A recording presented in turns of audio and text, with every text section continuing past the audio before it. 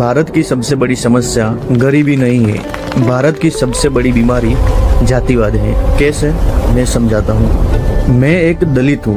मेरे स्कूल में, कॉलेज में, ऑफिस में कई सारे अपर कास्ट के लोग दोस्त रहे हैं। वो मेरे साथ खाना खाते हैं, हम उनके घर जाते हैं, वो हमारे घर आकर भी खाते हैं और एक दूसरे के फंक्शन में भी बुलाते हैं। लेकिन मेरा सवाल यह है, क्या उनके गांव या शहर में कोई दूसरा दलित नहीं रहता?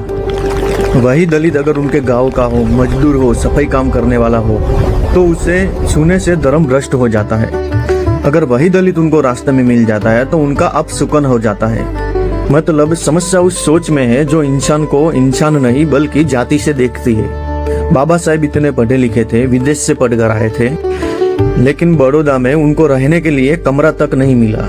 उनके कई सारे दोस्त थे, लेकिन किसी ने भी साथ नहीं दिया, क्योंकि उनकी डिग्री नहीं देखी गई, उनकी जाति देखी गई। अब सवाल यह है कि यह नफरत कहाँ से आती है? कौन सिखाता है कि कोई ऊंचा है और कोई नीचा?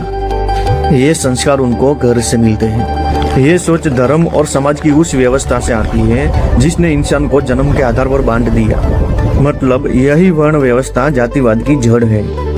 आज भी अगर आप शहर में मकान लेने जाओगे तो पहला सवाल क्या होता है? आपकी जाति क्या है?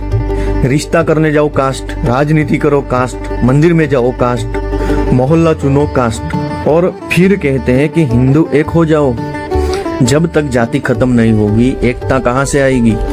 जिस धर्म में इंसान की कीमत जन्म से तय होती हो, जिस समाज में किसी को ऊपर और किसी को नीचा माना जाता हो, वह इंसानियत नहीं सिखाता, वह गुलामी सिखाता है।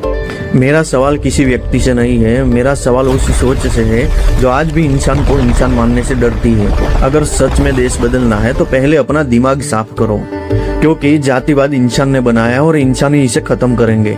अगर आपकी जाति छीन ली जाए तो आपकी पहचान क्या बचेगी? और अगर किसी की जाति देखकर आपका व्यवहार बदल जाता है तो समस्या उसकी जाति में नहीं है, आपकी सोच में है। जातिवाद दिमाग की बीमारी है। जय भीम।